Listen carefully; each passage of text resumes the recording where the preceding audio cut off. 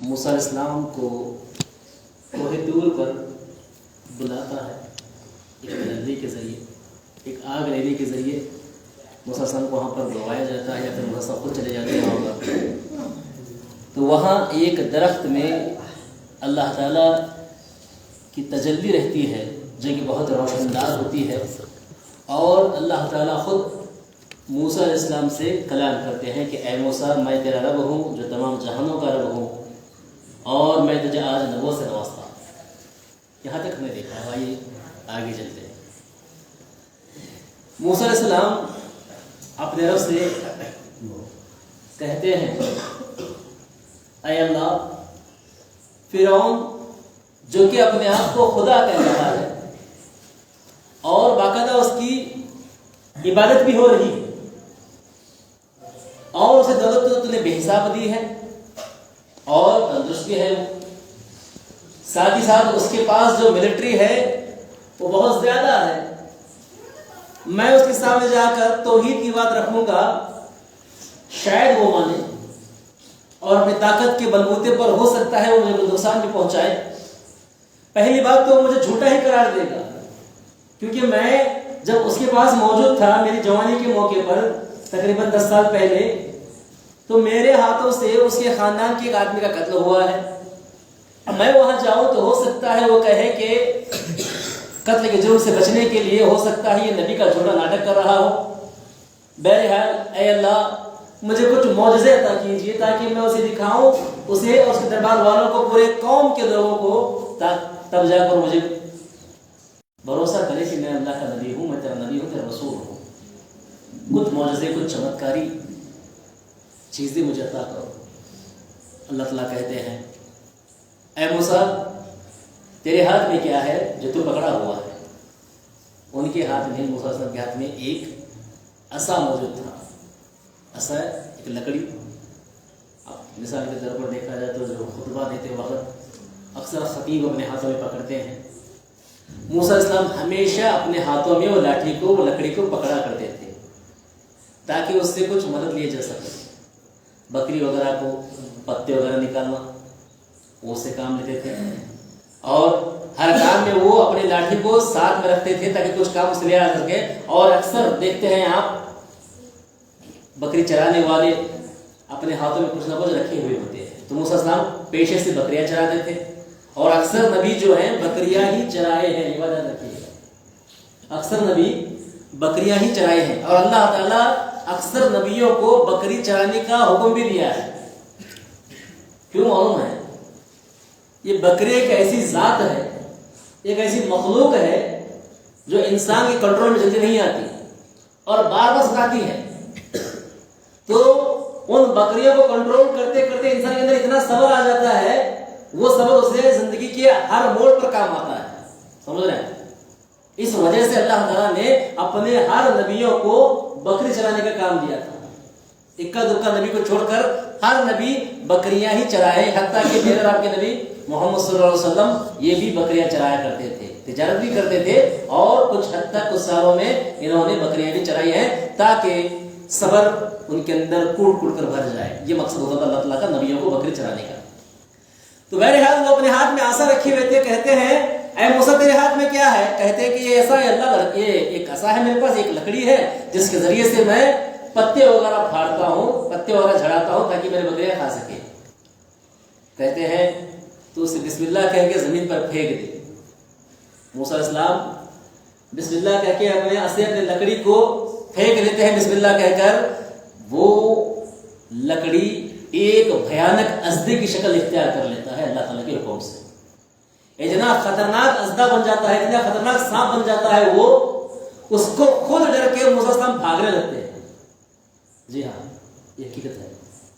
موسیٰ علیہ السلام نبی رسول بنائے گئے ہیں، ابھی بھی اللہ تعالیٰ سے بات کر رہے ہیں، لیکن اپنی ہی لکڑی کو وہ سانپ بنتا دیکھتے ہیں، اور وہ بھی خطرناک سا.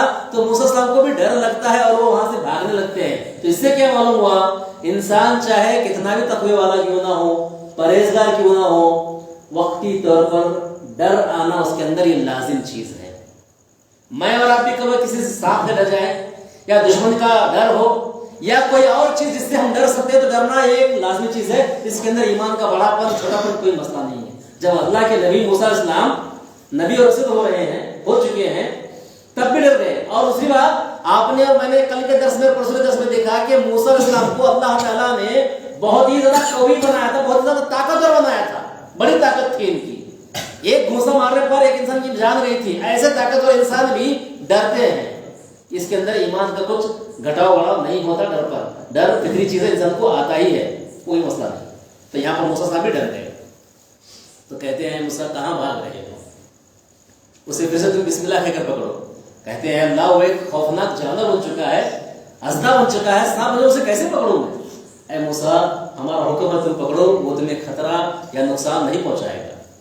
موسیٰ صاحب ڈرتے ڈرتے بسم اللہ کہہ کے پھر پکڑتے ہیں، تو وہ ایک خونخوار یا پھر جانور جو بن چکا تھا، خوفناک سانپ بن چکا تھا، وہ پھر سے ایک لکڑی بن جاتی ہے۔ تو کہتے ہیں اللہ تعالیٰ یہ تیرا معجزہ ہے، جب تجھے ضرورت پڑے گی تب تو فرعون کے سامنے اس چیز کو دکھانا، اور ہو سکتا ہے فرعون اور اس کے درباری تیرے پر ایمان لے کر آئے، یہ ایک نشانی ہے ہماری جو ہم تجھے عطا کر رہے ہیں۔ پھر کہتے ہیں اے موسیٰ اپنے ہاتھ کو، اپنے سیدھے ہاتھ کو اپنے بغل میں ڈال لیا کر، اور بغل میں سے رکھ کر کچھ دیر کے لیے پھر اٹھا کر کے بسم اللہ، تیرا ہاتھ چاند کے جیسا چمکنے لگ جائے گا۔ یہ دوسرا معجزہ اللہ تعالیٰ نے موسیٰ علیہ السلام کو دیا۔ پہلا سانپ والا لکڑی سے سانپ بننا، دوسرا اپنے ہاتھ کو تھوڑا بغل میں ڈال کر بسم اللہ کی طرح سے ہاتھ موسیٰ صاحب کرتے تو چاند جس طریقے سے روشن چمکتا ہے پورنیم کے دن، ویسے ہی موسیٰ علیہ السلام کا ہاتھ چمک جاتا تھا۔ اب کہتے ہیں اے اللہ یہ معجزے تم نے عطا کیے، بہت اچھی بات ہے میرے مالک، یہ مجھے بہت کام آئیں گے، لیکن میرے اللہ میں دین و تبلیغ کے کام میں تھوڑا کچا ہو سکتا ہوں، کیونکہ میری زبان کے اندر لکنت ہے، میں کبھی کبھار تغلطتا ہوں باتوں کے اندر۔ تو میرے مالک تو میرے مدد کے لیے، میرے سپورٹ کے لیے میرے بھائی ہارون کو بھی تو نبوت سے نوازے میرے مالک، تاکہ میں اور وہ دونوں مل کر تیرے دین کا کام کر سکے، تیری توحید کی دعوت لوگوں تک پہنچا سکے۔ تو یہاں موسیٰ علیہ السلام اللہ تعالیٰ سے گزارش کرتے ہیں، ریکویسٹ کرتے ہیں کہ ان کے بھائی ہارون کو بھی اللہ تعالیٰ نبی بنائے۔ تو کہتے ہیں ٹھیک ہے موسیٰ، ہم نے ہارون کو بھی تیرے ساتھ بنا دیا ہے، وہ تیرا ساتھی بن کر رہے گا، وہ تیرا ہمدرد بن کر رہے گا، تو اور وہ دونوں ملا کر میری توحید کو فرعون اور ان کے تمام درباریوں کے سامنے، پوری قوم کے سامنے توحید کی دعوت دینا۔ ٹھیک ہے، موسیٰ علیہ السلام اس کا شکر ادا کرتے ہوئے وہاں سے نکلتے ہیں اور آتے ہیں، پہنچتے ہیں مصر کو، اپنے بھائی سے ملتے ہیں، بھائی کو تمام باتیں بتاتے ہیں کہ اللہ تعالیٰ نے مجھے نبوت سے نوازا ہے میرے بھائی، یہ سب چیزیں بھی، تمام چیزیں تفصیلات کے ساتھ بھی بتا دیتے ہیں۔ کہتے ہیں اب تو اور میں مل کر ایک اللہ کی دعوت دینے کے لیے فرعون کے پاس جائیں۔ بڑی ہمت کا کام تھا، بڑے شعبے کا کام تھا محترم سامعین۔ ایک تو موسیٰ علیہ السلام وانٹیڈ ہے وہاں کی، ان پر لوگوں نے دیکھا ہے کہ وہ ایک خون کر کے چلے گئے تھے، غلطی سے ہوا تھا، لیکن بات تو یہی تھی ان کے اندر۔ اس کے باوجود بھی موسیٰ علیہ السلام ہمت دکھاتے ہوئے اپنے بھائی کو لے کر فرعون کے دربار میں پہنچتے ہیں۔ تو فرعون کے دربار میں پہنچتے ہیں تو فرعون سامنے ہوتا ہے، موسیٰ علیہ السلام اور ان کے بھائی ہارون علیہ السلام کھڑے ہوتے ہیں، کہتے ہیں کہ اے فرعون تو نے بہت ہی ظلم کر لیا، بنی اسرائیل پر بھی اور اپنے آپ پر بھی تو نے ظلم کیا ہے۔ تو نے بنی اسرائیل پر مار مار کر، ان سے بہت زیادہ کام کروا کر، ان کے اوپر ظلم کر کے تو نے ظلم کیا ہے، اور اپنے آپ پر بھی تو نے ظلم کیا ہے۔ یہی ظلم تیرے اوپر رہا تو جہنمی ہو جائے گا۔ تو نے اپنے آپ کو خدا کہہ کر اپنے آپ پر بہت بڑا ظلم کیا ہے، تیرے اس گناہ پر تجھے جہنم کے علاوہ کوئی اور چیز نہیں مل سکتی۔ لیکن اللہ تعالیٰ تجھے موقع دے رہا ہے، میرے ذریعے اللہ مجھے نبی بنایا ہے، مجھے نبوت سے نوازا ہے، میں میری نبوت کے سامنے رکھتا ہوں اور یہ دعوت دیتا ہوں کہ تو ایک اللہ کو ماننے والا بن جا، جو میرا بھی رب ہے اور تیرا بھی رب ہے۔